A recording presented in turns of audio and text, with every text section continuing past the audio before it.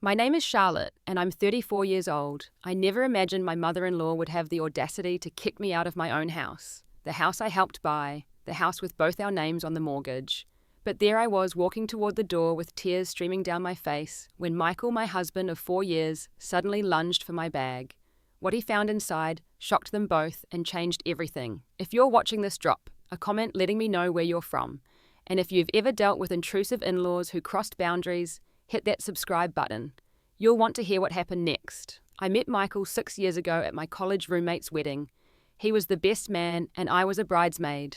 We locked eyes across the dance floor during the reception, and it was like something out of a movie. He was tall with kind eyes and a smile that made me feel instantly comfortable. Later that night, he approached me with 2 glasses of champagne and a nervous introduction. "I hope this isn't too forward," he said, handing me a glass. "But I've been trying to work up the courage to talk to you all night." We ended up talking until the venue staff started stacking chairs around us.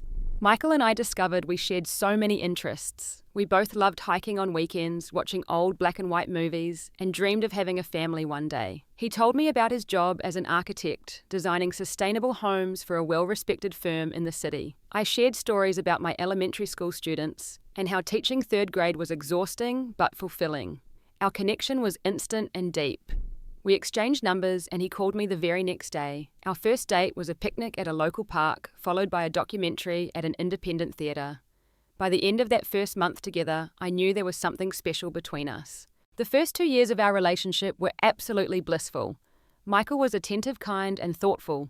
He would leave little notes in my lunch bag when I headed to school, surprise me with wildflowers he picked during his lunch break, and always listened intently when I talked about my day. I'd never felt so seen and appreciated by someone before. On our 2nd anniversary, Michael took me to our favourite hiking trail, the one with the breathtaking overlook, where we'd had our 3rd date. As the sun began to set, painting the sky in brilliant oranges and pinks, he got down on one knee and proposed with a vintage ring that had belonged to his grandmother.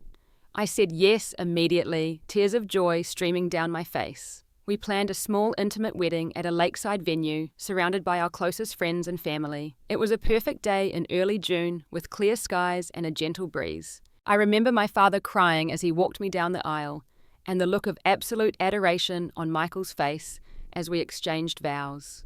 My parents adored Michael from the start. My dad, a retired construction worker, was thrilled to have another man around to talk shop with. My mum constantly sent us home with containers of homemade food and would call Michael directly to share recipes she thought he might enjoy. They treated him like the son they never had. Michael's family situation was different.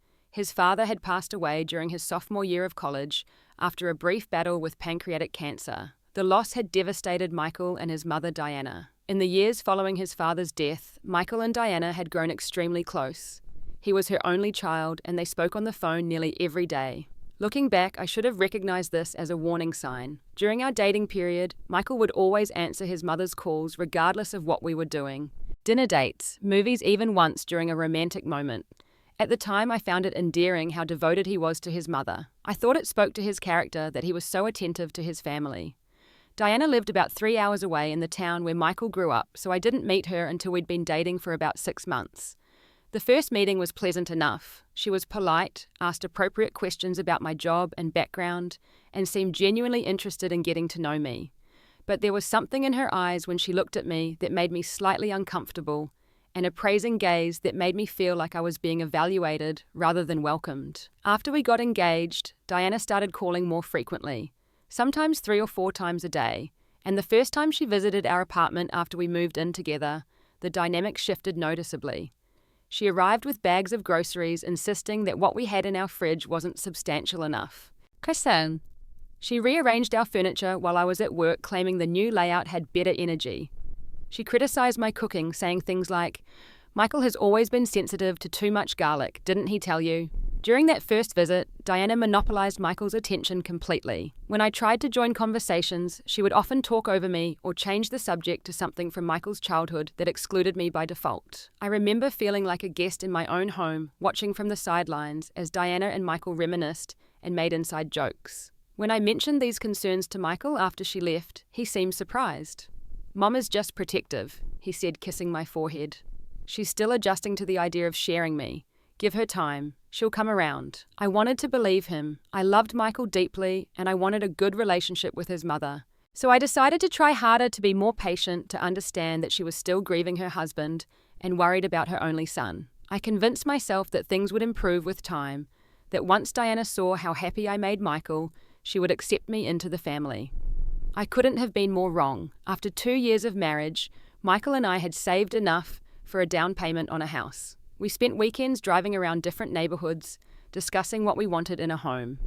I dreamed of a place with character, maybe something older with original details. Michael wanted good bones and structural integrity, somewhere he could apply his architectural knowledge. We finally found it after months of searching. A charming 1920s craftsman with original woodwork, built-in bookshelves, and a cozy window seat in what would become my reading nook. The previous owners had maintained it beautifully, updating the plumbing and electrical systems while preserving the home's historic charm. It had 3 bedrooms, a spacious kitchen that opened to a dining area and a fenced backyard, where I immediately envisioned planting an herb garden. I fell in love with the house the moment we walked through the front door. Michael was impressed by the solid construction and thoughtful layout. We put in an offer that same day, and after some negotiation, it was accepted. We closed on the house 2 years ago, both our names on the mortgage that we split equally from our separate bank accounts. The first few months in our new home were magical. We painted rooms together on weekends, selected furniture that complemented the house's character, and spent evenings planning future projects. I created a home office in the smallest bedroom, setting up my desk beneath a window that overlooked the garden.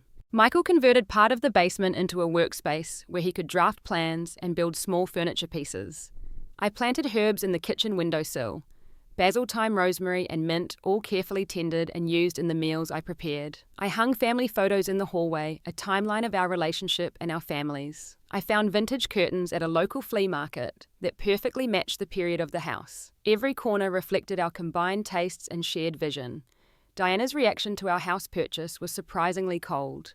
When we called to share the exciting news, her first response was, "Are you sure you can afford that?" Followed by, "Wouldn't it be smarter to wait a few more years?" She didn't visit during the moving process or offer to help us settle in, which struck me as odd given how involved she typically wanted to be in Michael's life. When she finally did visit, about 2 months after we moved in, her criticism began immediately. The paint colours I had carefully selected were too dark or would show dirt. The vintage furniture pieces I had lovingly restored were outdated and probably full of dust mites. The photos I had arranged were cluttered looking and should be replaced with professional portraits. These initial visits were short, just a weekend here and there, but gradually they became more frequent and longer in duration. A weekend turned into 3 days, then 5, then a full week. Each time, Diana would make herself more at home, and I would feel increasingly like a visitor in my own space. During a 2-week stay, Diana rearranged our kitchen cabinets without asking, claiming her system was more efficient. I came home from work one day to find that family photos of Michael and me had been replaced with old pictures of just Diana and Michael from his childhood. When I asked about the change, Diana said, I thought these captured more meaningful memories. Each time Diana crossed a boundary, I would try to discuss it with Michael privately. His response was always the same. Mum is just trying to help, or she doesn't mean anything by it, or can't you just let it go? It's not worth fighting about. I began to feel like I was going crazy. Was I overreacting? Was I being too territorial? Was I failing as a wife and daughter-in-law because I couldn't appreciate Diana's help? Michael's pattern of placating his mother while asking me to be more understanding became our new normal. She's lonely, he would say. This house is big enough for all of us to have space. Or, it's just for a little while. She'll go home soon. But the little while kept extending and soon never seemed to arrive. I started to dread coming home from work, never knowing what might have been changed or criticized in my absence. I began to feel resentful not just toward Diana, but toward Michael as well, for his failure to set boundaries with his mother. Then came the day that pushed me over the edge. I returned home from a particularly challenging day at school to find a moving truck in our driveway. At first I thought there must be some mistake that the truck was meant for a neighbor. But when I walked inside, I found Diana directing 2 movers who were carrying a large dresser up our stairs. "What's going on?" I asked, my voice barely above a whisper. Diana turned to me with a triumphant smile. "Oh, Charlotte. Surprise. Michael didn't tell you I'm moving in. I stood frozen in the entryway, unable to process what was happening. Diana continued directing the movers, pointing out where her furniture should go, including into our guest bedroom, which had been set up as my home office. When Michael came home from work an hour later, I pulled him into our bedroom and closed the door. "Did you tell your mother she could move in with us?" I asked, trying to keep my voice steady. Michael couldn't look me in the eye. "It's just temporary," he said, "until she finds a place nearby. Her lease was up and the rent was increasing significantly. It didn't make sense for her to renew." "And you didn't think to discuss this with me first?" I was shaking now, a mix of anger and disbelief. "I meant to," he said, running a hand through his hair. I knew you might be hesitant, and Mom needed an answer right away. It's only for a little while, Charlotte. I promise." But as I looked at the moving truck filled with Diana's possessions, I knew in my heart that temporary was just another empty promise. Diana had no intention of finding her own place. She had found exactly where she wanted to be between Michael and me in the home we had created together. The first week of Diana living with us was even worse than I had imagined. She didn't respect any boundaries entering our bedroom without knocking, using my personal toiletries, without asking and monitoring my comings and goings like I was a teenager with a curfew. "You're home late," she would say when I returned from after-school meetings. Michael was worried, though when I checked with Michael, he hadn't been concerned at all.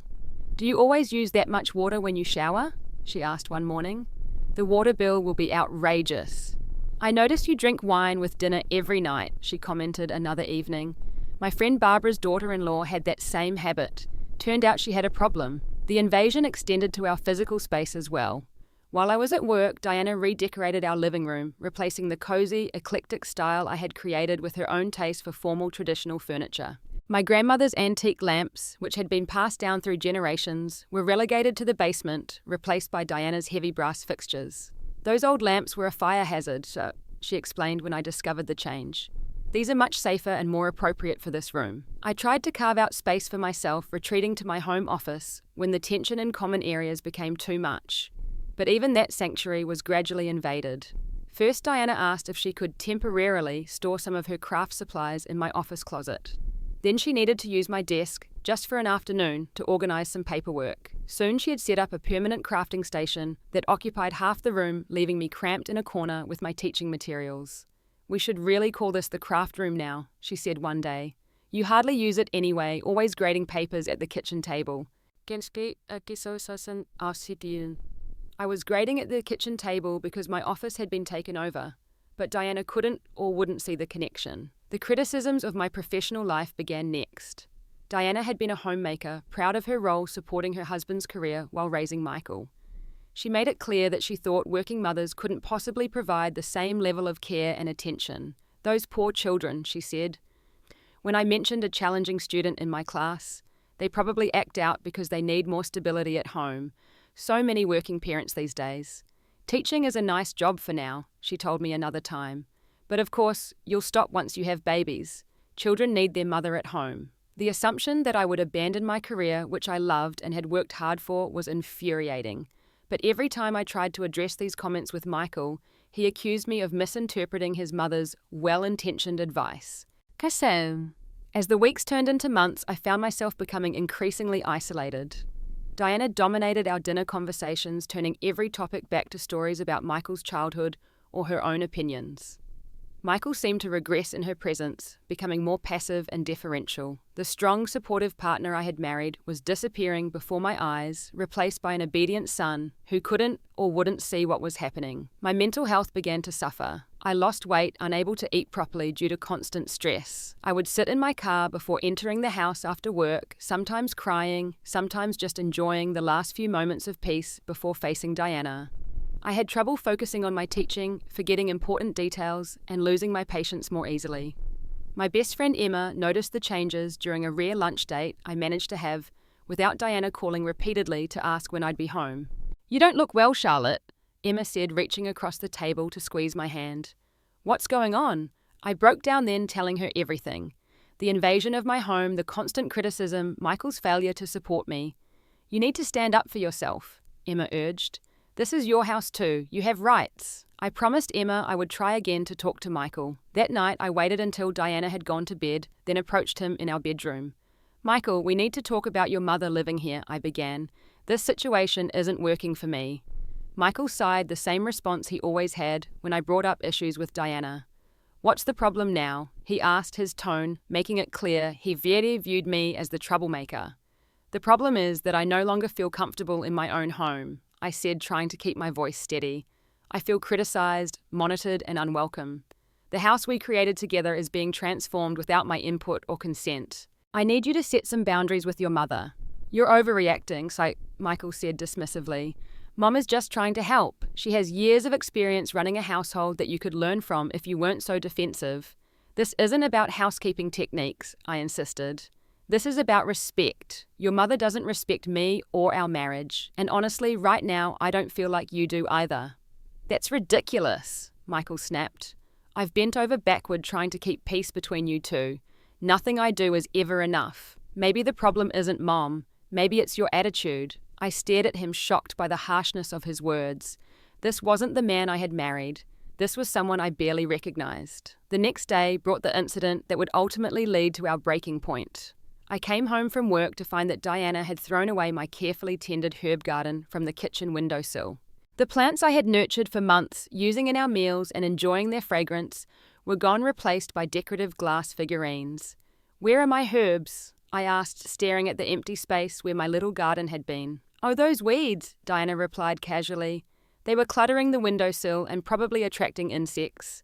These crystal birds are much prettier, don't you think?" Something inside me snapped. The herbs were more than just plants. They represented my contribution to our home, my presence in a space that was increasingly being erased. But as I opened my mouth to protest, I realized something. No matter what I said in this moment, nothing would change as long as Michael continued to enable his mother's behavior. I needed a different approach. I needed evidence that even Michael couldn't dismiss. What no one knew was that amid all this turmoil, I had been working on a secret project. It had started as an anniversary gift for Michael, a labor of love to celebrate our relationship. During my lunch breaks at school and early mornings before Diana woke up, I had been creating a handmade scrapbook documenting our life together. The scrapbook was beautiful, bound in blue leather with our story embossed on the cover. Inside, I had carefully preserved tickets from our first date to the indie movie theatre, pressed flowers from the hiking trail where he proposed, and photos from our wedding day. I included before and after pictures of the house renovation projects we had completed together, and handwritten notes about our dreams for the future. But as Diana's presence in our home grew more oppressive, the nature of the scrapbook began to change. Alongside the happy memories, I started documenting Diana's behavior. I took dated photographs of rooms before I left for work and after I returned home, showing how she had rearranged or replaced things without permission. I kept a journal of particularly hurtful comments she made. When Michael wasn't around, writing them down verbatim with dates and contexts. I saved emails from friends who had witnessed Diana's behavior during visits, their concerned messages, asking if everything was okay. I took pictures of my home office as it gradually transformed into Diana's craft room, a visual timeline of my displacement. I even recorded Diana on my phone during a particularly vicious tirade about my housekeeping triggered when I had left breakfast dishes in the sink because I was running late for school. Initially, I had created this record hoping to show Michael the pattern objectively. I thought if he could see the evidence all together, presented calmly and factually, he might finally understand what was happening. I planned to show him on our anniversary, framing it as, "Look how far we've come, and these are the challenges we've overcome together." But as time went on and Michael's support continued to diminish, I realized the scrapbook was serving another purpose. I was documenting everything in case our marriage didn't survive, and I needed to prove my contributions to the house. Property laws can be complicated, and even though my name was on the mortgage, I wanted evidence of the money, time, and love I had invested in our home. The scrapbook, along with a folder containing financial records of my contributions to the mortgage and renovations, lived in a vintage leather messenger bag that I kept either with me or hidden in my car. It was the one thing in our house that Diana had never seen or touched, my last private possession in a home that no longer felt like mine. I had been adding to this collection for months, hoping I would never need to use it, but finding comfort in its existence. It was my insurance policy, my evidence, and increasingly my plan for an exit strategy if things didn't improve. The day everything finally came to a head started like any other. I left for school early, avoiding breakfast with Diana by claiming I had a staff meeting. In reality, I sat in my classroom alone, grading papers and enjoying the peace. But around noon, I received a text from a colleague whose classroom was across the hall from mine. Is everything okay at home? Your email just went into your classroom while you were at lunch. My heart raced as I rushed back to my room. Diana was gone, but my desk drawers were slightly ajar and my tote bag had been moved. I always kept personal items, including my phone and wallet, locked in my desk during school hours. Had Diana been looking for something specific or just snooping in general? I called Michael, but he didn't answer. I left a message asking him to please make sure his mother stayed away from my workplace. Then I made a decision. I would leave school early using a personal day and confront Diana directly. This had gone too far. When I arrived home, Diana's car was in the driveway. I took a deep breath, grabbed my messenger bag from where I had hidden it under the passenger seat, and went inside. The house was quiet, but I could hear movement upstairs. I followed the sound to our bedroom, where I found Diana going through my personal documents in the small desk we kept there. "What are you doing?" I asked, my voice shaking with anger. Diana startled, then quickly composed herself. "Just cleaning," she said smoothly. "This desk was a mess. I was organizing it for you." "Those are private documents," I said. "And I heard you came to my classroom today. Why?" "I was in the area and thought I'd surprise you with lunch," Diana replied, though she held no food when she showed up at school. "Your classroom door was open. I didn't realize teachers were so territorial about their spaces." Grazie, The irony of this statement, coming from the woman who had systematically taken over every inch of my home, was not lost on me. "I need you to stop," I said firmly. "Stop going through my things, stop coming to my workplace, stop rearranging and replacing my possessions. This has to end." Diana's face hardened. "I don't know what you're talking about. I've done nothing but try to help since I moved in, and this is the thanks I get, baseless accusations and rudeness." "They're not baseless," I insisted. "You've been pushing me out of my own home for months." Diana's eyes narrowed. "This is my son's home," she said coldly. "You're just passing through." Before I could respond, Diana pulled out her phone and called Michael. I could hear her voice change instantly, becoming tremulous and fragile. "Michael, honey, you need to come home," she said, tears suddenly appearing in her eyes. "Charlotte is verbally attacking me. I'm afraid she might become violent." I stood there in shock, unable to believe what I was hearing. Diana was outright lying to her son, portraying me as the aggressor when she had been the one invading my privacy. "That's not true," I said loudly, hoping Michael could hear me through the phone. "Your mother was going through my personal documents. I asked her to stop." Diana turned away, continuing her performance for Michael. "Please hurry, sweetie, I don't feel safe." 20 minutes later, Michael burst through the door, his face a mask of concern and anger. Diana immediately rushed to him, throwing her arms around him and burying her face in his chest. "What happened?" Michael demanded, looking at me over his mother's shoulder. I tried to explain calmly, telling him exactly what I had found and what had transpired. But Diana interrupted with sobs and denials, claiming she had only been trying to help and I had viciously attacked her out of nowhere. "She's always hated me," Diana cried. "She's been trying to come between us from the beginning." Michael led his mother to the living room sofa, sitting beside her with his arm protectively around her shoulders. I followed, standing awkwardly in the doorway of what had once been my favorite room in our house. "Charlotte," Michael said, his voice tight with anger, "I don't know what's gotten into you lately, but this has to stop. Mum gave up her apartment to help us out, and all you've done is criticize and complain." "Help us out," I repeated incredulously. "Michael, we didn't need help.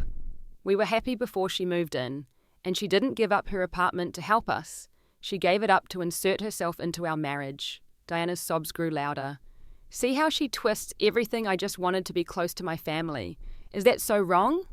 "No, Mum, of course not," Michael soothed, glaring at me. "Charlotte is just upset. She doesn't mean it." "I do mean it," I said firmly. "And I'm not the one twisting things. For months, your mother has been taking over our home, criticizing everything I do and trying to erase my presence here, and you've let her." Michael's face flushed with anger. "That's enough, Charlotte. I won't have you speaking to my mother this way in our home." "Our home," I laughed bitterly. "This hasn't been our home since she moved in. It's been yours and hers. I'm just the inconvenient third wheel you both wish would disappear." Diana sat up straighter, wiping away tears that I was increasingly convinced were entirely manufactured.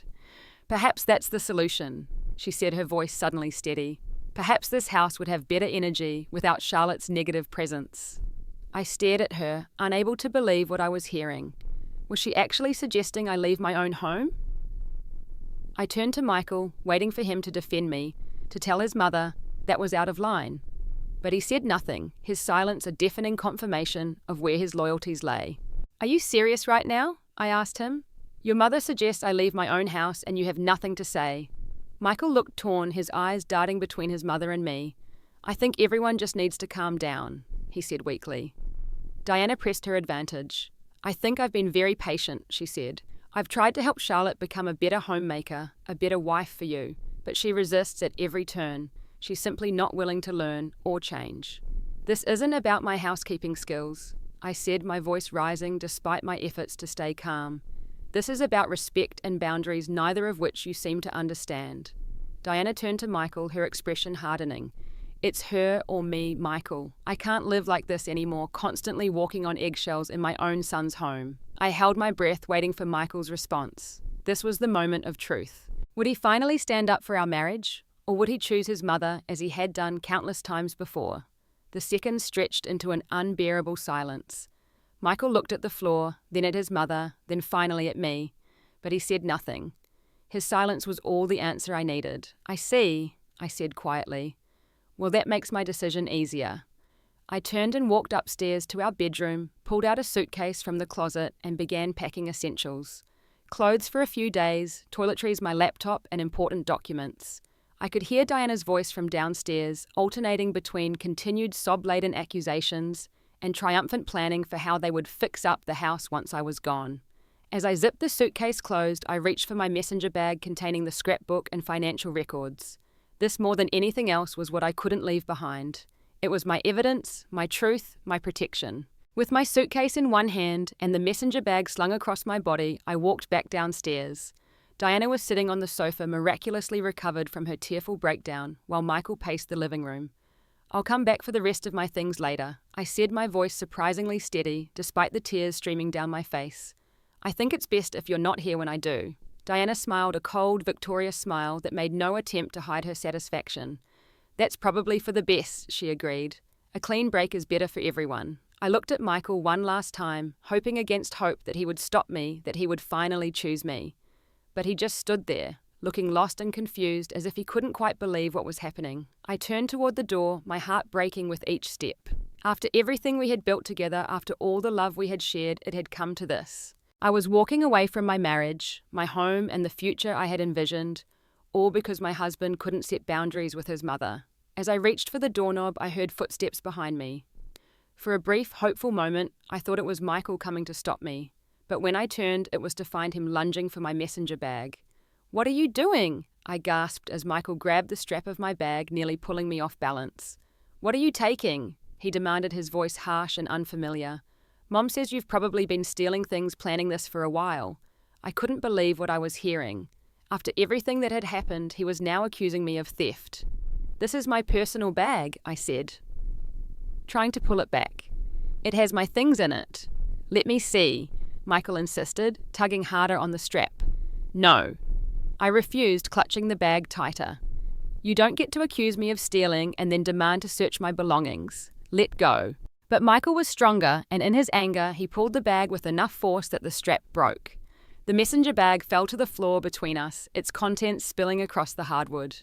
My wallet, keys, and phone tumbled out along with the blue leather scrapbook, which fell open to a page showing a before and after photo of our living room. The before image showed the cozy space I had created with my grandmother's lamps and our wedding photos prominently displayed. The after image, dated just 1 week later, showed Diana's formal rearrangement with all traces of me removed. Michael stared at the open book, confusion replacing anger on his face. He bent down and picked it up, turning the pages slowly. I stood frozen, watching as he discovered the full extent of what I had been documenting. Diana stepped forward, trying to see what had captured Michael's attention. "What is that?" she asked, reaching for the book. Michael moved it away from her grasp, continuing to flip through the pages.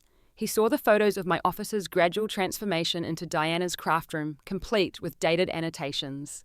He read transcripts of conversations between Diana and me that he had never been privy to, including one where she told me I was temporary in Michael's life while she was forever.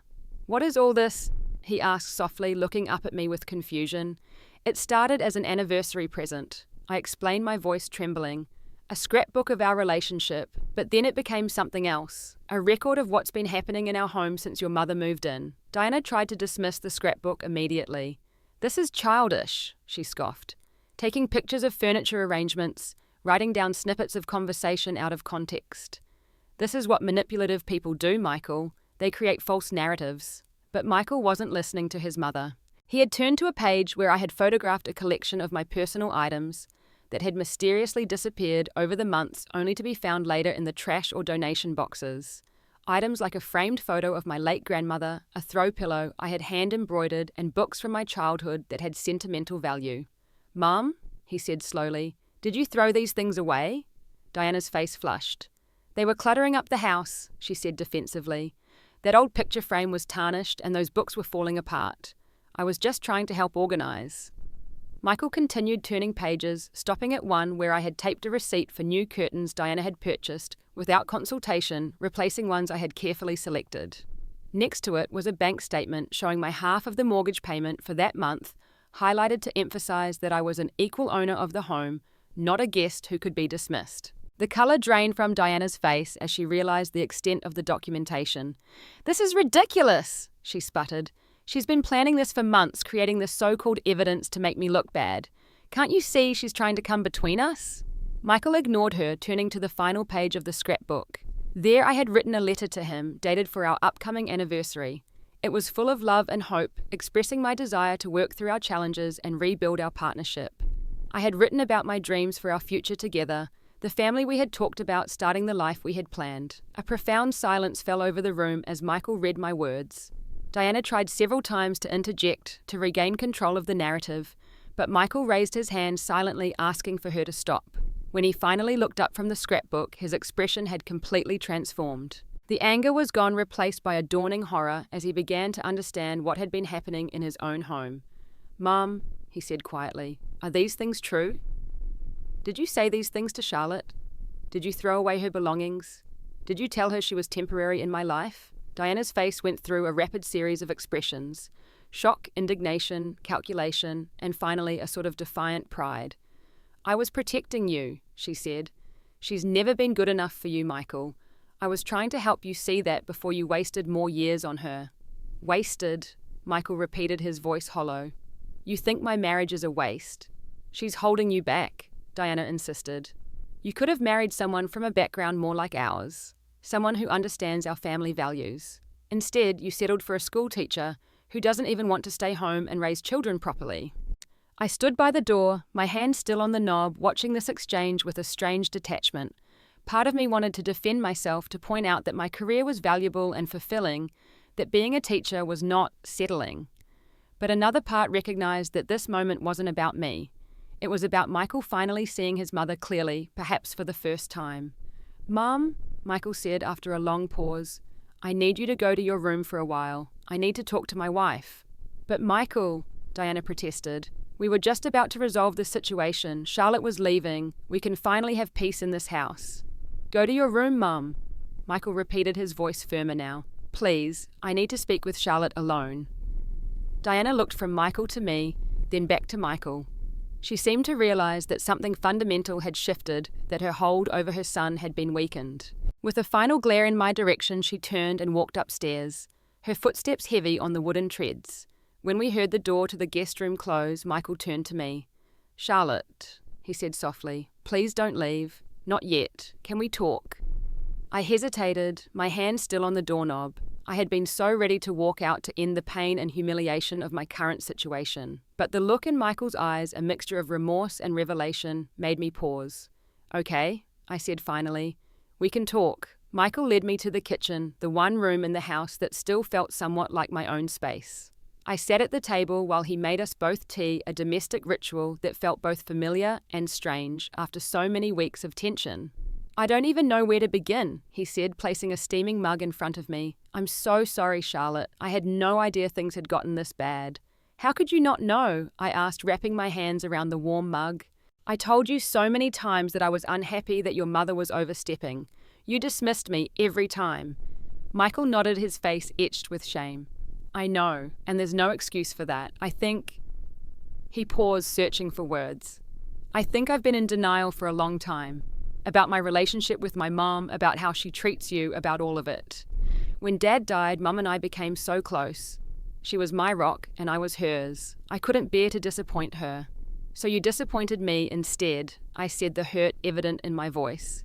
Yes, Michael admitted. And that was wrong. So wrong. You're my wife, Charlotte. You should have been my priority. We sat in silence for a moment, the weight of his acknowledgement hanging between us. It was the first time in months that Michael had truly heard me, had seen the situation clearly. What happens now? I asked finally. Your mother is still upstairs. She's still living in our house. Nothing has really changed. Asien. Michael took a deep breath. That's going to change today.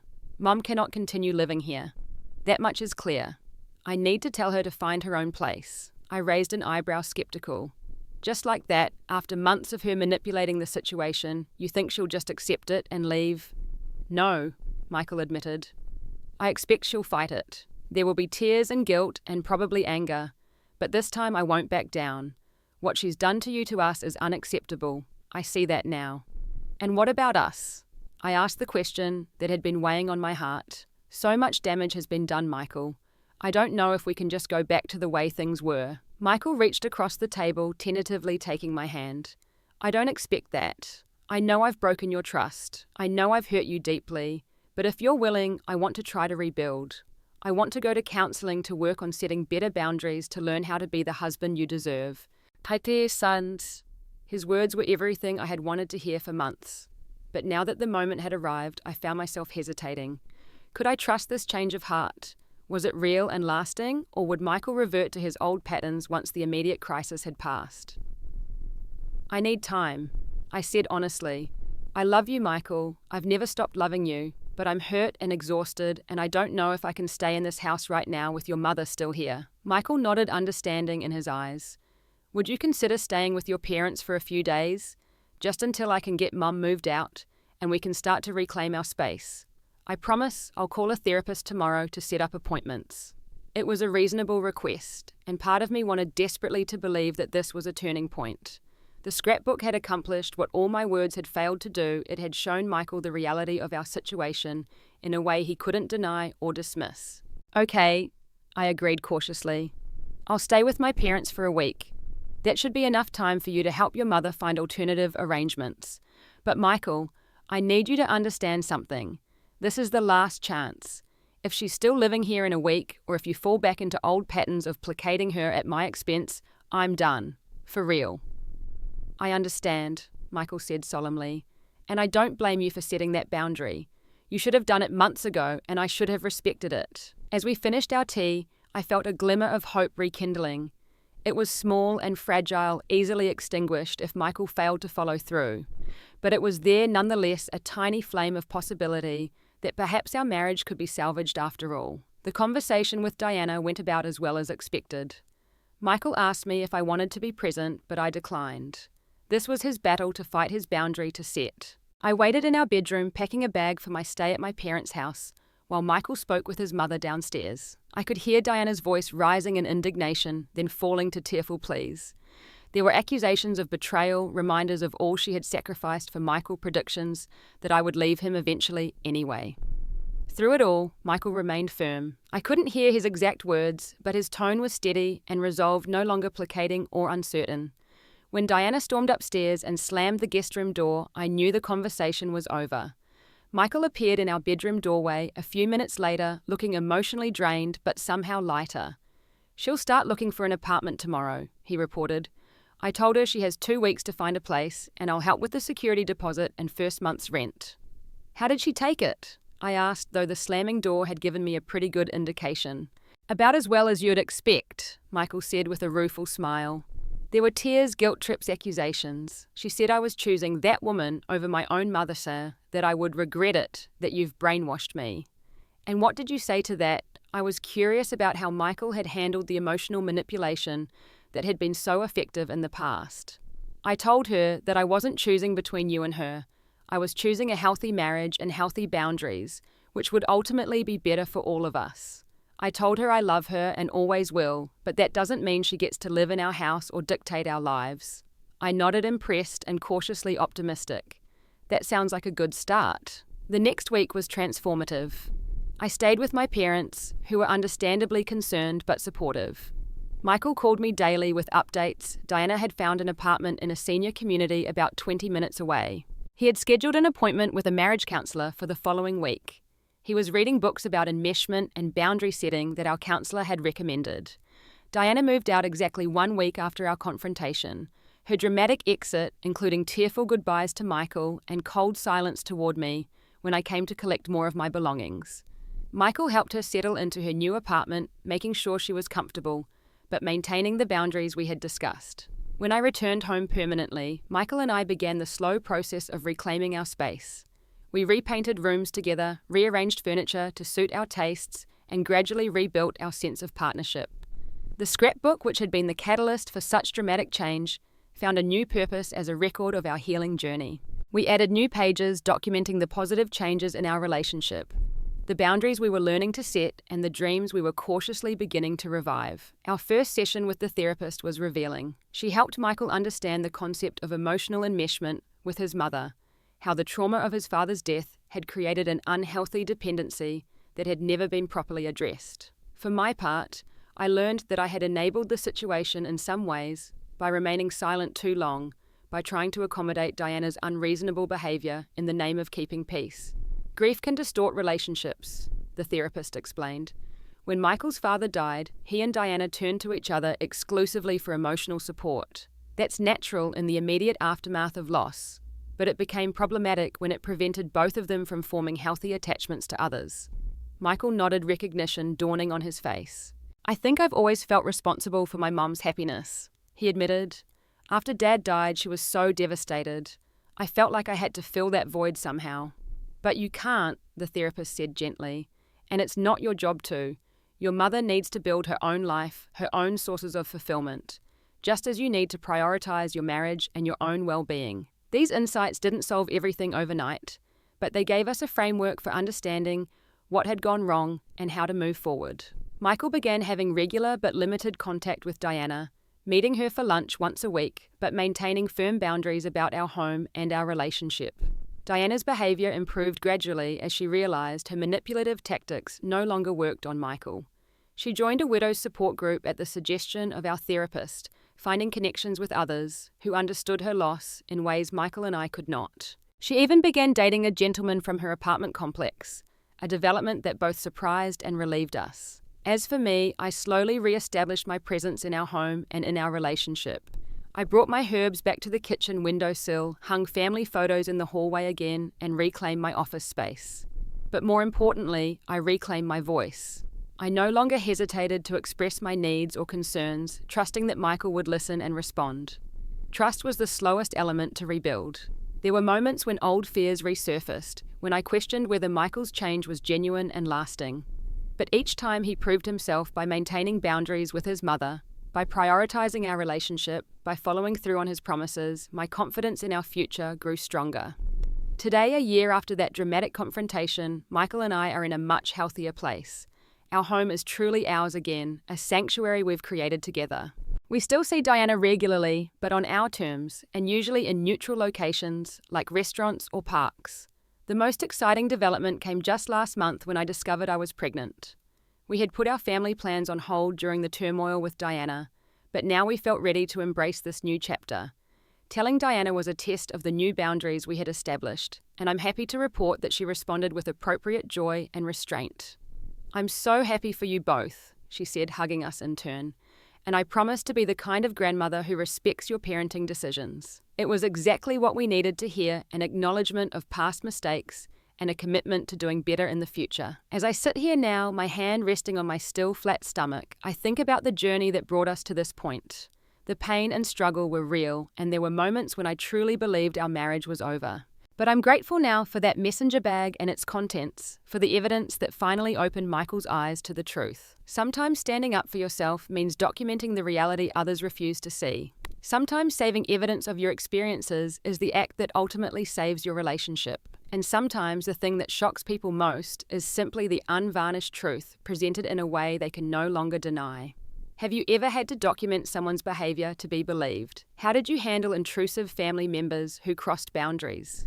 Share your experiences in the comments below. And if this story resonated with you, please like, subscribe, and share it with someone who might need to hear that they deserve respect in their own home and relationships. Thank you for listening to my story, and I wish you the courage to stand up for yourself even when it's difficult. Your truth matters.